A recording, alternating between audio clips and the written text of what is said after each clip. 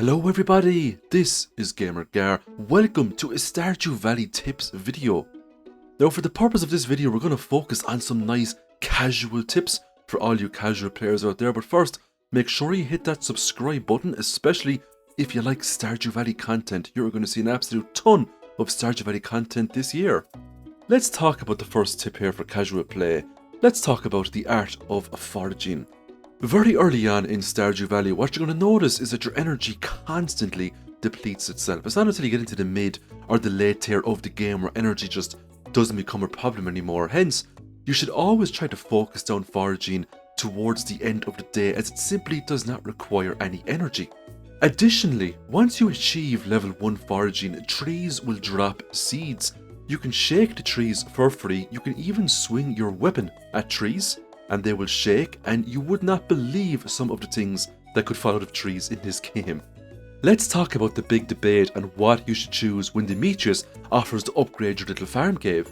Should you go with the bats or should you go with the mushrooms? My advice, you should always take the mushrooms because you get a free dehydrator.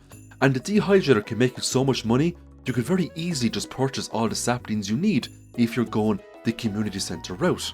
Also, you get foraging XP every time you harvest these mushrooms, and you get 6 mushrooms every 2 days, which is absolutely amazing. The bats are too inconsistent. They will not guarantee you pomegranates or apples. But that's just my opinion. What's yours? When you start a new save in Stardew Valley, you're given a huge array of tools to begin with.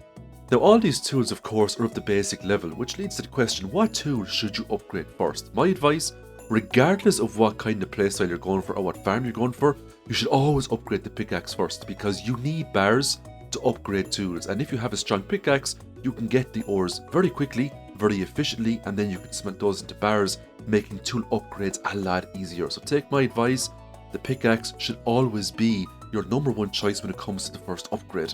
Also, the first upgrade only costs 2,000 gold. You should strive to get that first upgrade as quickly as you can. If you're lucky with fishing, you could even get the copper pick before the mines open. Let's talk about some of the Stardew Valley vendors. First on our list is Harvey. Sometimes I forget Harvey is an actual vendor. He sells a very useful item known as the energy tonic. Now it does cost 1,000 gold, however, it gives you 500 energy.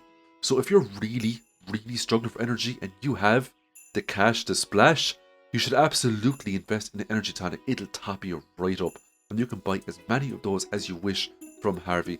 Really handy when it comes to those very grindy days when you just have literally tons of crops to water, or if you have a huge array of trees you need to cut down and you need to get it done within a certain time limit. Let's not forget Joja Mart. Remember, Pierre is closed every Wednesday before you complete the community center. If you're really stuck, you can go to Joja Mart. Sure, you have to pay a few extra coins, but when it comes to getting certain things completed within a certain window, Joja is a viable option for you. Now I'm not saying you should go and spend hundreds of thousands of gold in here, but if you need 1 or 2 crops for something, it's an absolute choice. Now I've said this a lot over the years, I'm going to say it again. A lot of people that play Stardew Valley hate fishing because it can be quite difficult, but fishing is one of the most overpowered professions in the game when it comes to making money. It's ridiculously overpowered at the moment. How a nerf has not come yet for those legendary fishies, I do not know. They're just crazy. If you're struggling with fishing in the early days, do yourself a favour. Head on into Willy. He's a lovely man, I promise you. He will sell you a fabulous item known as a training rod. And guess what? It will only cost you 25 gold. We're talking about pennies here. The training rod will make your fishing bar a lot bigger, but it's a double-edged sword. You can only pull up a lot of the basic fish in the game and you will never get a quality star with that fish, but the trade-off is worth it because it's much easier to get perfect catches. That means double XP for you. Once per year, on a magical summer day, you will get a really cool event called the Green Rain event. During this event, you can rack up crazy amounts of foraging XP. It's also the best time in the whole year. It is by far the best event in the game to get your hands on tons of moss. Now you need moss to make a lot of the new and cool structures that this game has to offer.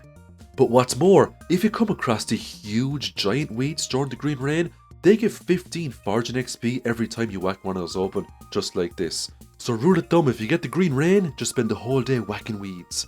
Next up, let's talk about the bathhouse. Now, the bathhouse unlocks in summer as well, The great thing about the bathhouse is that you can come in here anytime you want, and it will regenerate your energy right up to the top again. Now you are trading in valuable time, and we all know how precious our time is every single day. But if you have one of those days where you need to cut down 100 trees, or you have 1,000 crops to water and you just don't have the energy to do it, the bathhouse will absolutely save the day for you. It doesn't take too long to come in here and regenerate the energy. It does go up quite quickly. And I know you could go to Harvey's like I mentioned earlier and you could purchase stuff from him, but what if you just didn't have that 1,000 gold lying around? What if you didn't have any valuable foods? The bathhouse is there for you. Next up, we are going to talk about Omni Geodes. So how many times have you woken up on your farm to the sound of a very displeased animal? Because they're starving. You go to Marnie's to buy some hay, but guess what? Marnie's closed. What's new, right? Well, you can now go to the Desert Trader on a Monday. You can trade in Omni Geodes for hay. It's also worth noting too that you can trade them in for artifact troves and warp them to the desert. But trading them in for hay is quite the viable option, and it just means you're less reliant on one of the most unreliable NPCs in the game, Marnie. Let's talk about some very simple recipes that you can make in this game. I mean very simple. The first is the bean hot pot. Now, you do need 7 hearts with Clint, but once you get that, you get the recipe forever. And all you need to make this fabulous dish are 2 green beans, and that is it. It gives you a lot of energy, a decent amount of health, and it also gives you max energy for the day, and 32 magnetism. That's a lot of magnetism, and that will come in very handy when you're running around your farm and you're scything away crops left, right and centre. Green Hot Pot is also a favourite to a few of the Stardew Valley NPCs, so it's absolutely worth making. Also, an honourable mention to the sashimi recipe. Any fish in the game can be turned into a sashimi, so those crab pots just come in so handy for that. You only need 3 hearts with Linus and you learn this. If you can't afford salads for Skull Cavern, say hello to sashimi. It's not as potent, but it will save your life, trust me. You can now even get a Book of Power that gives your crab pots a chance to get double the loot, and there is even a very powerful fishing perk that allows crab pots to only produce fish related items and not junk. Using all these tactics, you can make hundreds of sashimi every single day if you so wish. Sashimi is also a light gift amongst most of the NPCs. Last but not least, we have the algae soup. All you need to get the recipe for this are 3 hearts with Willy, and it just takes 4 algae to make an algae soup. An algae soup gives you 75 energy and 33 health. Honestly, it's a pretty good option. It's as good as the sashimi, you're just using algae and not fish. And if you're really stuck for energy, or if you're in Skull Caverns and you're really stuck for health, you can just pop out a cookout kit and make a few algae soups. Algae drops off a ton of things in this game. You can fish them up, they drop off slimes. You can even go into the mutant bug lair and you can destroy enemies in here for the chance to get algae soups as well. Now, if you're new to the game, you might not notice because this is for casual players after all. I'm going to show you a very powerful greenhouse layout. I'll show you 2 types, the quality sprinklers and the iridium sprinklers. If you're using quality sprinklers, you will need 16 in total to make the most out of the space you can get in the greenhouse when it comes to putting down crops. With iridium sprinklers, you just need 6. That's 6 battery packs, 6 iridium bars and 6 gold bars. That's all you need, and you can make 6 iridium quality sprinklers.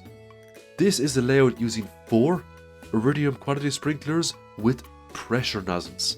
And these pressure nozzles will increase the range of the sprinklers by 1 block, which is absolutely amazing. Here's another layout using 5 iridium quality sprinklers and pressure nozzles. So rule of thumb, if you're in the end game and you can get pressure nozzles, absolutely get them.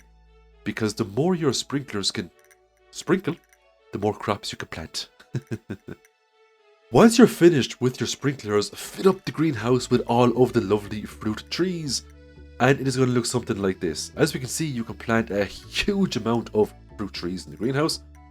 And when all the trees are fully grown up, every couple of days, you will have an absolute huge amount of fruit that you can harvest, and that's going to be a big profit for you.